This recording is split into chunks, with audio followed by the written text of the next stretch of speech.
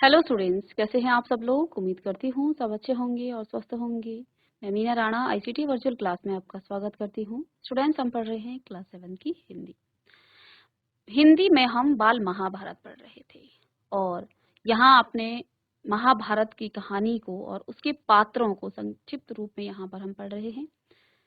Previous lecture में हमने एक टॉपिक यहाँ पर पढ़ा था कि द्वेष करने वाले जो हैं कभी थकते नहीं हैं, यानी कि जो द्वेष करते हैं, जैसे जो कौरव थे, दुर्योधन पांडवों से ईर्ष्या करता था, उनसे द्वेष करता था, तो वो जो है थकता नहीं था।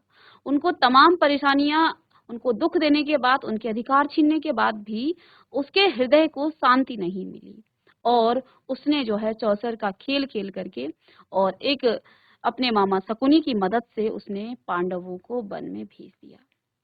अब इतने में भी उसका जो है हृदय जो है शांत नहीं हुआ। उसने वन में भी पांडवों के विरुद्ध जो है षड्यंत्र रचना शुरू किया। तो चलिए इसी को हम कंटिन्यू करते हैं। तो चलिए चलते हैं स्मार्ट बोर्ड पर।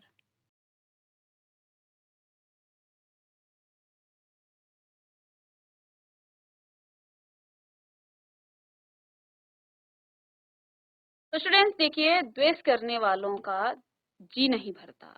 पांडव वन में चले जाते हैं और वन में उन्हें तमाम परेशानियों का सामना करना पड़ता है, लेकिन इतने में भी दुर्योधन का जी नहीं भरता है।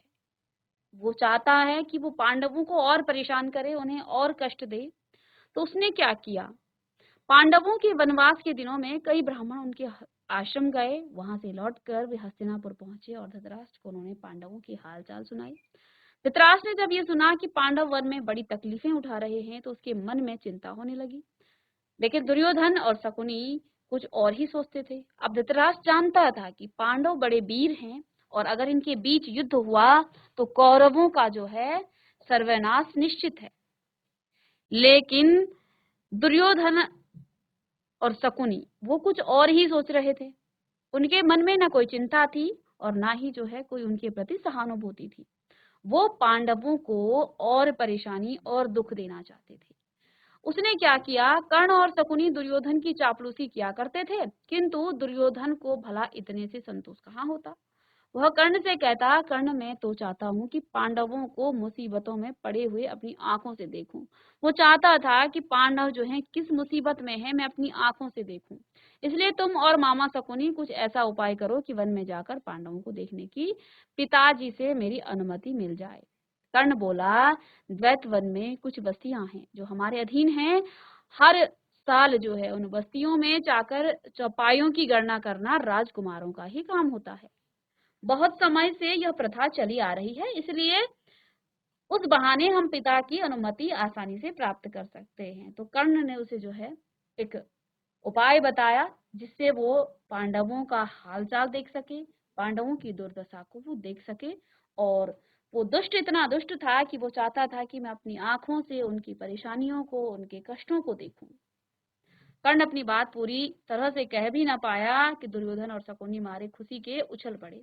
राजकुमारों ने भी धृतराष्ट्र से आग्रह पूर्वक प्रार्थना की और इसकी अनुमति दे दी, किंतु धृतराष्ट्र न माने। दुर्योधन ने विश्वास दिलाया कि पांडव जहां होंगे वहां से वे सब कुछ, वहां जो है वे सब नहीं जाएंगे, यानी कि जहां पांडव हैं वहां पर वो लोग नहीं जाएंगे, क्योंकि धृतराष्ट्र जानता था दुर्योधन दुष्ट है, वो पांडवों को और क्षति और हानि पहुंचा सकता है और बड़ी सावधानी से काम लेंगे। विवश होकर धृतराष्ट्र ने अनुमति दे दी और एक बड़ी सेना के साथ कौरव जो हैं कहाँ चले गए, द्वैत वन के लिए रवाना हुए। दुर्योधन और कर्ण फूले नहीं समाते थे। उन्होंने पहुंचने पर अपने डेरे ऐसे स्थान पर लगाए जहां से पांडवों का आश्रम 4 कोस की दूरी पर ही था। इधर तो धृतराष्ट्र ये वादा कर दिया कि हम पांडवों के नजदीक नहीं जाएंगे, और उधर जो है अपना डेरा वहां बसा दिया जहां से पांडवों का जो रहने का स्थान है वो 4 कोस दूर था। गंधर्व राज चित्रसेन भी अपने परिवार के साथ उसी जलाशय के तट पर डेरा डाले हुए थे। दुर्योधन के अनुचर जलाशय के पास गए और किनारे पर तंबू गाड़ने लगे। इस पर गंधर्व राज के नौकर बहुत बिगड़े और दुर्योधन के अनुचरों की उन्होंने खूब खबर ली। तो उस समय वहां पर गंधर्व राज चित्रसेन भी गया हुआ था और जैसे ही दुर्योधन के जो अनुचर थे उन्होंने जलाशय के पास अपने तंबू गाड़ने शुरू किया तो गंधर्वराज ने इनके नौकरों की खूब जो है खबर ली। वे कुछ न कर सके और अपने प्राण लेकर के भाग पड़े, खड़े हुए। दुर्योधन को जब इस बात का पता चला तो उसके क्रोध की सीमा न रही। वह अपनी सेना लेकर तालाब की ओर बढ़ा और वहां पहुंचना था कि गंधर्वों और कौरवों की सेना आपस में भिड़ गई और घोर संग्राम छिड़ गया। यहाँ तक कि कर्ण जैसे महारथियों के भी रथ और अस्त्र शस्त्र चूर हो गए। वे उल्टे पांव भाग खड़े हुए। अकेला दुर्योधन लड़ाई के मैदान में अंत तक डटा रहा। गंधर्वराज चित्रसेन ने उसे पकड़ लिया और फिर रस्सी से बांधकर उसको अपने रथ पर बैठा लिया और शंख बजाकर विजय घोष किया। तब युधिष्ठिर ने सुना कि दुर्योधन व उसके साथी अपमानित हुए हैं, तो उसने गंभीर स्वर में कहा, भाई भीमसेन, ये हमारे ही कुटुंबी हैं, यानी हमारे ही परिवार के लोग हैं। गंधर्वों के बंधन से उसे छुड़ा लाओ। युधिष्ठिर के आग्रह पर भीम और अर्जुन ने कौरवों की बिखरी हुई सेना को इकट्ठा किया और वे जो है गंधर्वों पर टूट पड़े। अंततः गंधर्वराज ने कौरवों को बंधन मुक्त कर दिया। इस प्रकार अपमानित कौरव जो है हस्तिनापुर लौट गए। तो देखिए, ये घटना जो है ये हमें एक शिक्षा सिखाती है। जैसे कि मैं आपको पहले भी बता चुकी हूँ, महाभारत की कथा मात्र कथा नहीं है, ये हमें हर पात्र हमें कुछ न कुछ शिक्षा सिखाते हैं। अब यहाँ पर देखिए, जो दुर्योधन है वो गया तो पांडवों की दुर्दशा को देखने के लिए था, लेकिन वहां गंधर्व राज के द्वारा स्वयं अपमानित हुआ। उसकी सेना जो है सब जो है उल्टे पांव भागी, उसे बंदी बना दिया गया और यहाँ पर पांडवों ने उसकी मदद की। तो दूसरों के बारे में गलत सोचता है, स्वयं प्रकृति और नियति उसकी जो है स्वयं जो है उसको वो उनको अपमानित करना चाहता था। पांडवों को, कौन? दुर्योधन। वो उनको जो है देख करके अपमानित करना चाहता था, लेकिन यहाँ देखिए नियति ने उसका ही अपमान कर दिया। उसके जो सखा थे कर्ण, वो भी जो है उन गंधर्व राज और उसकी सेना से हार गया और कौरव जो है यहाँ बुरी तरह से हार गए थे, बंदी बना लिए गए और यहाँ पर पांडवों ने उनकी मदद की, अपने बंधु होने के कारण उसकी उनको जो है छुड़ा लिया। पांडवों के वनवास के समय दुर्योधन की तो इच्छा राजसूय यज्ञ करने की थी, किंतु पंडितों ने कहा कि धृतराष्ट्र और युधिष्ठिर के रहते उसे राजसूय यज्ञ करने का अधिकार नहीं है। तब ब्राह्मणों की सलाह मानकर दुर्योधन ने वैष्णव नामक यज्ञ करके ही संतोष कर लिया। इसी समय की बात है कि महर्षि दुर्वासा अपने 10,000 शिष्यों को लेकर के दुर्योधन के भवन पर पधारे। अब क्या हुआ, जो महर्षि दुर्वासा हैं वो बड़े क्रोधी ऋषि हैं, लेकिन जब वो प्रसन्न होते हैं, वरदान देते हैं, आशीर्वाद देते हैं, तो वो जो है सबका कल्याण करने वाला होता है। तो महर्षि दुर्वासा जो है अपने 10,000 शिष्यों को लेकर दुर्योधन के भवन में पधारे। दुर्योधन के सत्कार से ऋषि बहुत प्रसन्न हुए और कहा, वत्स कोई वर चाहो तुम मांग लो। तो देखिए, एक बार तो पांडवों को अपमानित करने के चक्कर में वो जो है गंधर्व राज के हाथों बंदी बना लिया गया, उसको अपमानित किया कर लिया गया। इतने कि इस और उसके बाद भी पांडवों ने उसकी मदद की, उसको छुड़ाया और उसको सकुशल हस्तिनापुर पहुंचाया। लेकिन उसके मन की जो ईर्ष्या है वो अभी भी कम नहीं हुई।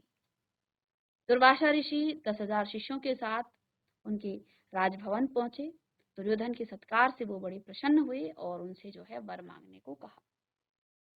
दुर्योधन दुष्ट था। वो बोला, मुनिवर, प्रार्थना यही है कि जैसे आपने आप अपने शिष्यों समेत अतिथि बनकर मुझे अनुग्रहित किया है, वैसे ही वन में मेरे भाई पांडवों के यहाँ जाकर उनका भी सत्कार स्वीकार करो।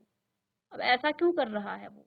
स्वीकार करें और फिर एक छोटी सी बात मेरे लिए करने की कृपा करें कि वह यह कि आप अपने शिष्यों समेत ठीक ऐसे समय युधिष्ठिर के आश्रम में जाएं जब द्रौपदी पांडवों और उनके परिवार को भोजन करा चुकी हो और सभी लोग आराम से बैठे विश्राम कर रहे हों।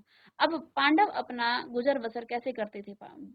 वन में भिक्षा मांग करके दिन भर जो है जो भिक्षा उनके को दी जाती थी उससे जो है वो अपना गुजारा करते थे। इस दुष्ट दुर्योधन ने क्या कहा? उसे पता था कि दुर्वासा ऋषि अगर 10,000 सैनिकों के साथ वहां अपने शिष्यों के साथ वहां जाएंगे तो पांडव इनका जो है आतिथ्य सत्कार नहीं कर पाएंगे। वो तो राजभवन में था, तो वहां पर दुर्योधन ने उनका बड़ा जो है आदर सत्कार किया। राजा है, राजा के महल में किस बात की कमी है? तो वो चाहता था कि इनको दुर्वासा ऋषि का श्राप पड़े। इसलिए उसने कहा आप उनके घर भी जाएं और इतने ही शिष्यों को लेकर जाएं, क्योंकि उसे पता था कि इतने लोगों का, इतने शिष्यों का भोजन करवाना पांडवों के बस में नहीं था। और वो भी तब कहा कि जब वो भोजन करा करके आराम कर रहे हों, उस समय आप जो है पांडवों के घर जाएं और वहां पर जो है उनका आतिथ्य स्वीकार करें। इस दुष्ट ने जो है इस प्रकार से जो है उनसे वरदान भी इस तरह का मांगा। उन्होंने दुर्योधन की प्रार्थना तुरंत मान ली। दुर्वासा ऋषि अपने शिष्यों के साथ युधिष्ठिर के आश्रम में जा पहुंचे। युधिष्ठिर ने भाइयों समेत ऋषि की बड़ी आवाभगत की और उनका सत्कार किया। देर कुछ देर बाद मुनि ने कहा, अच्छा हम सभी जो हैं बड़ी आवभगत की। क्या कहा? युधिष्ठिर ने भाइयों समेत ऋषि की बड़ी आवभगत की और उनका सत्कार किया। कुछ देर बाद मुनि ने कहा, अच्छा हम सब अभी स्नान करके आते हैं, तब तक भोजन तैयार करके रखना। कहकर दुर्वासा ऋषि शिष्यों समेत नदी पर जो है स्नान करने चले गए। वनवास के प्रारंभ में युधिष्ठिर से प्रसन्न होकर सूर्य ने उन्हें एक अक्षय पात्र प्रदान किया था।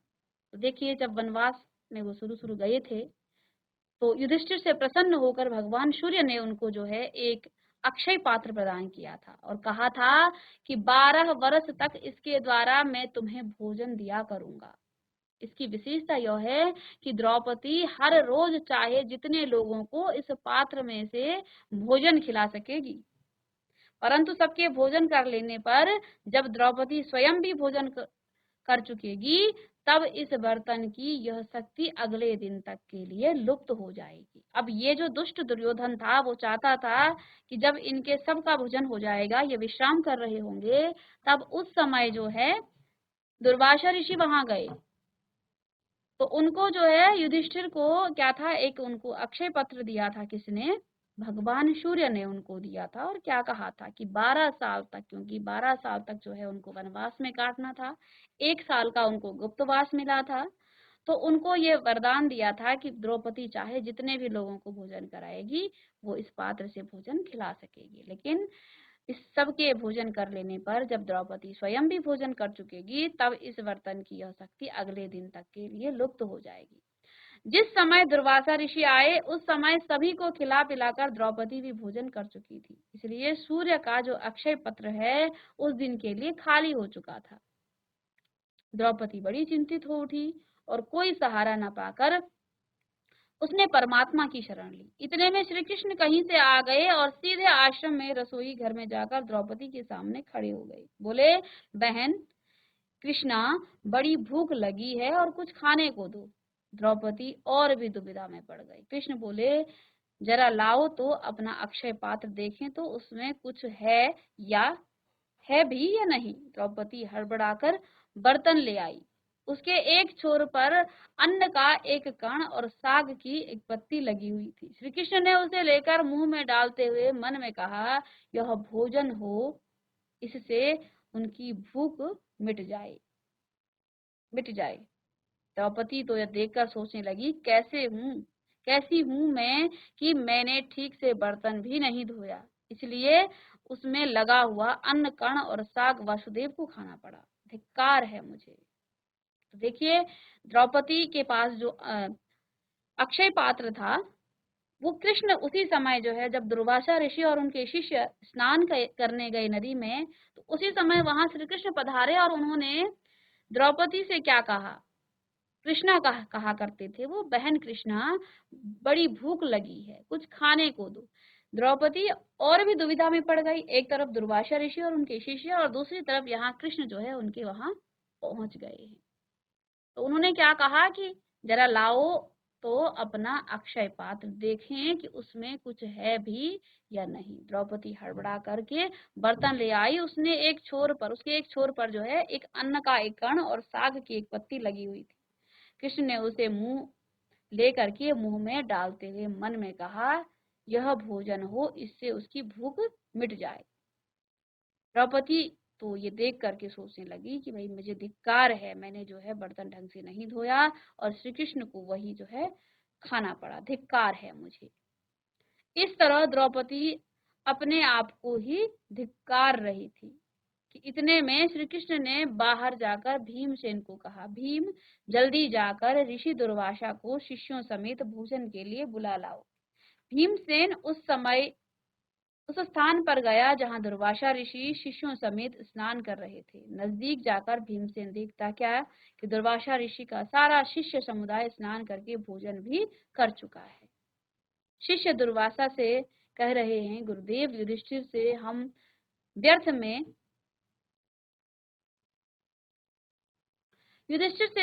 में कह आए कि भोजन तैयार करके रखें।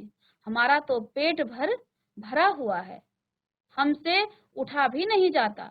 इस समय तो हमारी जरा भी खाने की इच्छा नहीं है। ये सुनकर दुर्वासा ने भीमसेन से कहा, हम सब तो भोजन कर चुके हैं। युधिष्ठिर से जाकर कहना कि असुविधा के लिए हमें क्षमा करें। यह कहकर ऋषि अपने शिष्यों समेत वहां से रवाना हो गई।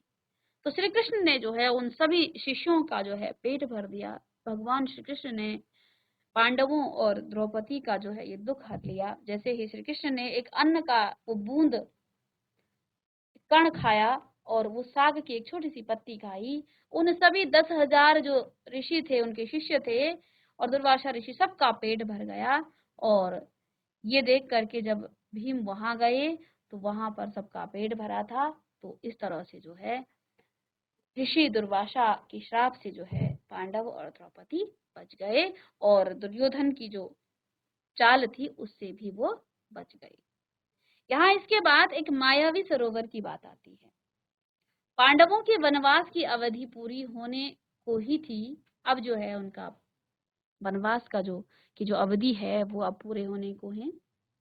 12 वर्ष समाप्त होने में कुछ ही दिन रह गए। उन्हीं दिनों एक निर्धन ब्राह्मण की सहायता करते हुए पांचों भाई जंगल में काफी दूर निकल आए। वे थके हुए थे, सो जरा सुस्ताने लगे। युधिष्ठिर नकुल से बोले, भैया जरा उस पेड़ पर चढ़कर देखो तो सही कि कहीं कोई जलाशय या नदी दिखलाई दे रही है। तो अब जो है क्या हुआ, उनका 12 साल उनके वन के जो है अब पूरे होने वाले थे। कुछ ही दिन उसमें बचे हुए थे। तो उन्होंने जो है उन्हीं दिनों उन्होंने एक निर्धन ब्राह्मण की जो है सहायता करते हुए पांचों भाई जंगल में काफी दूर निकल गए। वे थके हुए थे तो इसलिए जरा सा सुस्ताने लगे। युधिष्ठिर जो है नकुल से बोले, भैया जरा उस पेड़ पर चढ़कर देखो तो सही कि कहीं कोई जलाशय या नदी दिखलाई दे रही है। नकुल ने पेड़ पर चढ़कर देखा और उतरकर कहा कि कुछ दूरी पर ऐसे पौधे दिखाई दे रहे हैं जो पानी के नजदीक ही उगते हैं। आसपास कुछ बगुले भी बैठे हुए हैं।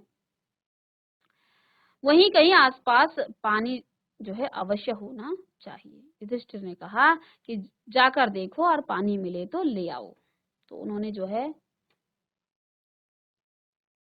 क्या कहा कि जाकर देखो और पानी अगर मिले तो उसको लेकर आओ। ठीक है। यह सुनकर नकुल तुरंत पानी लेने चल पड़ा। कुछ दूर चलने पर अनुमान के अनुसार नकुल को एक जलाशय मिला। उसने सोचा कि पहले तो मैं अपनी प्यास बुझा लूं और फिर जो है तस्कर में पानी भरकर भाइयों के लिए ले जाऊं। यह सोचकर उसने दोनों हाथों की जो अंजुली है उसमें पानी लिया और पीने ही चला था कि इतने में आवाज आई, माद्री के पुत्र दुस्साहस न करो, यह जलाशय मेरे अधीन है, पहले मेरे प्रश्नों का उत्तर दो फिर पानी पियो। तो उस जलाशय जो है, क्योंकि नकुल और सहदेव माद्री के पुत्र थे, ये हमने आपको महाभारत की कहानी में शुरू में ही बताया था। और अर्जुन, भीम और युधिष्ठिर ये कुंती के पुत्र थे। तो क्या कहा, नकुल जब पानी पीने उस जलाशय में गया तो वहां पर उस जलाशय के पानी को जैसे ही अपनी अंजलि में पानी लिया और पानी पीने ही चाहता था कि इतने में वहां से आवाज आई। क्या आवाज आई? माद्री के पुत्र दुस्साहस न करो, यह जलाशय मेरे अधीन है, पहले मेरे प्रश्नों का उत्तर दो फिर पानी पियो। तो उस मायावी जलाशय से एक आवाज आई कि हे माद्री पुत्र, तुम दुस्साहस न करो, पहले ये मेरे अधीन है, ये जलाशय, पहले मेरे प्रश्नों का उत्तर दो और फिर पानी पियो। पर उसे प्यास इतनी तेज लगी थी कि उस वाणी की परवाह न करके उसने अंजलि से पानी पी लिया। पानी पीकर किनारे पर चढ़ते ही उसे कुछ चक्कर सा आया और वह गिर पड़ा। बड़ी देर तक नकुल के ना लौटने पर युधिष्ठिर चिंतित हो गए और उन्होंने सहदेव को भेजा। जलाशय के नजदीक पहुंचा तो नकुल को जमीन पर पड़ा हुआ देखा, पर उसे भी प्यास इतनी तेज लगी थी कि वह कुछ ज्यादा सोच न सका। वह पानी पीने को ही था कि पहले जैसी वाणी उसे जो है सुनाई दी। उसने वाणी की चेतावनी पर ध्यान न देते हुए, देखो जब इंसान को, किसी व्यक्ति को प्यास लगती है तो फिर वो इधर उधर नहीं देखता है, तो सहदेव ने भी यही काम किया। ठीक है, तो उसने वाणी की चेतावनी पर ध्यान न देते हुए पानी पी लिया और किनारे पर चढ़ते चढ़ते वह अचेत होकर नकुल के पास ही गिर पड़ा। जब सहदेव भी बहुत देर तक नहीं लौटा तो युधिष्ठिर घबराकर अर्जुन से बोले, जाकर देखो तो उनके साथ कोई दुर्घटना तो नहीं हो गई। अर्जुन बड़ी तेजी से चला। तालाब के किनारे दोनों भाइयों को उसने मृत पड़े हुए देखा तो वह चौंक उठा। वह कहीं समझ पाया कि वह नहीं समझ पाया कि इनकी मृत्यु का कारण क्या है। यह सोचते हुए अर्जुन भी पानी पीने के लिए जलाशय में उतरा कि तभी उसे भी वही वाणी सुनाई दी, अर्जुन, मेरे प्रश्नों का उत्तर देने के बाद ही प्यास बुझा सकते हो। यह तालाब मेरा है, यह मेरी बात नहीं मानोगे तो तुम्हारी भी वही गति होगी जो तुम्हारे दो भाइयों की हुई है। अर्जुन ये सुनकर गुस्से से भर गया। उसने बाण छोड़ने शुरू कर दिए। जिधर से आवाज सुनाई दी थी उसी ओर निशाना लगाकर वह तीर चलाता रहा, किंतु उन बाणों का कोई असर न हुआ। अपने बाणों को बेकार होते देख अर्जुन के क्रोध की सीमा न रही। उसने सोचा, पहले अपनी प्यास तो बुझा ही लूं, फिर लड़ लिया जाएगा। यह सोचकर अर्जुन ने जलाशय में उतर करके पानी पी लिया और किनारे आते आते चारों खाने चित्त होकर गिर पड़ा। उधर बाट जोहते जोहते युधिष्ठिर बड़े व्याकुल हो उठे। भीमसेन से चिंतित स्वर में बोले, भैया भीमसेन, देखो तो अर्जुन भी नहीं लौटा। तो अब जो है युधिष्ठिर जो है सबकी प्रतीक्षा कर रहा है, एक जा रहा है वो नहीं आया। इस तरह से जो है तीन भाई उनके चले गए थे। तो भीमसेन भी जो है बोले कि देखो तो अर्जुन भी नहीं लौटा है, जरा तुम ही जाकर जलाशय तलाश करो कि तीनों भाइयों को क्या हो गया है। युधिष्ठिर की आज्ञा मानकर भीमसेन तेजी से जलाशय की ओर बढ़ा। तालाब के किनारे पर देखा कि तीनों भाई मरे से पड़े हुए हैं। सोचा, यह किसी यक्ष की करतूत मालूम होती है, जरा पानी पी लूं फिर देखता हूँ। यह सोचकर भीमसेन तालाब में उतरना ही चाहता था कि फिर वही आवाज आई, मुझे रोकने वाला तू कौन है, कहता हुआ भीमसेन बेधड़ तालाब में उतर गया और पानी भी पी लिया। पानी पीते ही अपने भाइयों की तरह वह भी वहीं ढेर हो गया। उधर युधिष्ठिर अकेले बैठे घबराने लगे। अब क्या हुआ, सभी भाई गए और उस तालाब से जो है, उस तालाब की बात किसी ने मानी नहीं, प्रश्नों का उत्तर किसी ने दिया नहीं। सभी ने पानी पिया और एक एक करके अचेतन सभी पड़ गए। तो भीम बलशाली था, तो भीम को भी जो है, तू मुझे कौन होता है रोकने वाला। भीम ने भी धड़ाम से पानी पिया और वहीं गिर करके वो भी अचेत हो गए। युधिष्ठिर वहां अकेले बैठे थे। वो घबराने लगे और सोचने लगे कि बड़े आश्चर्य की बात है कि कोई भी अब तक नहीं लौटा। आखिर भाइयों को क्या हो गया, क्या कारण है कि अभी तक वे लौटे नहीं। जल की खोज में वे जंगल में इधर उधर भटक तो नहीं गए। मैं ही चलकर देखूं कि क्या बात है। अब जो है युधिष्ठिर धर्मराज थे, वो धर्म से अपना प्रत्येक कार्य करते थे, तो युधिष्ठिर जो है वहां पर चल पड़े। अब जो यक्ष है, यक्ष के प्रश्न यहाँ पर आते हैं, क्योंकि उस जलाशय से निरंतर जो है एक आवाज आ रही थी कि जलाशय का पानी पीने से पहले आप मेरे प्रश्नों का उत्तर दें। युधिष्ठिर उसी विषैले तालाब के पास जा पहुंचे जिसका जल पीकर चारों भाई मृत से पड़े हुए थे। ये देखकर युधिष्ठिर चौंक पड़े। असहाय शौक के कारण उनकी आंखों से आंसू बह चले। कुछ देर यूं विलाप करने के बाद युधिष्ठिर ने जरा ध्यान से भाइयों के शरीर को देखा और अपने आप से कहने लगे, यह तो कोई माया जाल सा लगता है।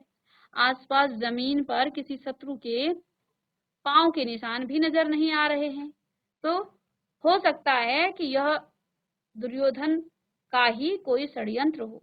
संभव है कि पानी में विष मिला हो। सोचते सोचते युधिष्ठिर भी प्यास से प्रेरित होकर तालाब में उतरने लगा। इतने में वही वाणी सुनाई दी। युधिष्ठिर ने ताड़ लिया कि कोई यक्ष बोल रहा है। उन्होंने बात मान ली और बोले, आप प्रश्न कर सकते हैं। यक्ष ने कई प्रश्न किए जिनके उत्तर युधिष्ठिर ने दिए। पहला प्रश्न यक्ष ने किया, मनुष्य का साथ कौन देता है? तो युधिष्ठिर ने उत्तर दिया, धैर्य ही मनुष्य का साथी होता है। यक्ष का दूसरा प्रश्न था, कौन सा शास्त्र विद्या है जिसका अध्ययन करके मनुष्य बुद्धिमान बनता है? कोई भी शास्त्र ऐसा नहीं है, महान लोगों की संगति से ही मनुष्य बुद्धिमान बनता है। ये युधिष्ठिर का उत्तर था। भूमि से भारी चीज क्या है? संतान को कोख में धारण करने वाली माता भूमि से भी भारी होती है। आकाश से भी ऊंचा कौन है? पिता है। हवा से भी तेज चलने वाला कौन है? मन। घास से भी तुच्छ कौन सी चीज होती है? चिंता। विदेश जाने वाले का कोई कौन साथी होता है? विद्या। घर ही में रहने वाले का कौन साथी होता है? पत्नी। मरणासन वृद्ध का मित्र कौन होता है? दान, क्योंकि वही मृत्यु के बाद अकेले चलने वाला जीव के साथ साथ चलता है। बर्तनों में सबसे बड़ा कौन है? भूमि ही सबसे बड़ा बर्तन है जिसमें सब कुछ जो है समा सकता है। सुख क्या है? सुख वह चीज है जो शील और सच्चरित्रता पर स्थित है। किसके छूट जाने पर मनुष्य सर्वप्रिय बनता है? अहंकार, अहम भाव के छूट जाने पर। किस चीज के खो जाने से दुख नहीं होता है? क्रोध के खो जाने से। यक्ष के नेक्स्ट प्रश्न थे, कुछ किस चीज को गंवाकर मनुष्य धनी बनता है? लालच को। संसार में सबसे बड़े आश्चर्य की बात क्या है? हर रोज आंखों के सामने कितने ही प्राणियों की मृत्यु के मुंह में जाते देखकर भी बचे हुए प्राणी जो यह चाहते हैं कि हम अमर रहें, यही महान आश्चर्य है। इस प्रकार यक्ष ने कई अन्य प्रश्न भी किए और युधिष्ठिर ने उन सब के ठीक ठीक उत्तर दिए। अंत में यक्ष बोला, राजन, मैं तुम्हारे मृत भाइयों में से एक को जीवित कर सकता हूँ। तुम जिस किसी को भी चाहो वह जीवित हो जाएगा। युधिष्ठिर ने पल भर सोचा कि किसे जीवित कराऊं। थोड़ी देर रुक कर बोले, मेरा छोटा भाई नकुल जी उठे। युधिष्ठिर ने इस प्रकार बोलते ही यक्ष ने सामने प्रकट होकर पूछा, युधिष्ठिर, 10,000 हाथियों के बल वाले भीमसेन को छोड़कर तुमने नकुल को जीवित करवाना क्यों ठीक समझा? युधिष्ठिर ने कहा, यक्षराज, मैंने जो नकुल को जीवित करवाना चाहा वह सिर्फ इसी कारण कि मेरे पिता की 2 पत्नियों में से माता कुंती का बचा हुआ एक पुत्र तो मैं हूँ। मैं चाहता हूँ कि माता माद्री का भी एक पुत्र जो है जीवित हो उठे, जिससे हिसाब बराबर हो जाए। अंततः आप कृपा करके नकुल को जीवित कर दें। तो इस प्रकार के वचन सुन करके पक्षपात रहित मेरे प्यारे पुत्र, तुम्हारे चारों ही भाई जी उठे। यक्ष ने वर दिया। उन्होंने युधिष्ठिर के सद्गुणों से मुग्ध होकर उन्हें छाती से लगा लिया और आशीर्वाद देते हुए क्या कहा कि 12 वर्ष के वनवास की अवधि पूरी होने के बाद अब थोड़े ही दिन बाकी रह गए हैं। 12 मास तक जो तुम्हें अज्ञातवास करना है वह भी सफल से पूरा हो जाएगा और तुम्हें और तुम्हारे भाइयों को कोई भी नहीं पहचान सकेगा। तुम अपनी प्रतिज्ञा सफलता से पूरी करोगे। इतना कहकर धर्मदेव जो है अंतर्ध्यान हो गए। इस प्रकार से जो है वो जो यक्ष थे उन्होंने जो मायावी जो तालाब था जहाँ से पानी पीने के बाद सभी पांडव जो है एक एक करके चारों पांडव जो हैं उनको मृत्यु या मूर्छा आ गई थी, वो जो है सभी जीवित हो गए हैं और धर्मराज युधिष्ठिर से प्रभावित होकर उन्होंने सभी भाइयों को जीवित कर दिया। अब नेक्स्ट क्लास में हम आगे इसको पढ़ेंगे।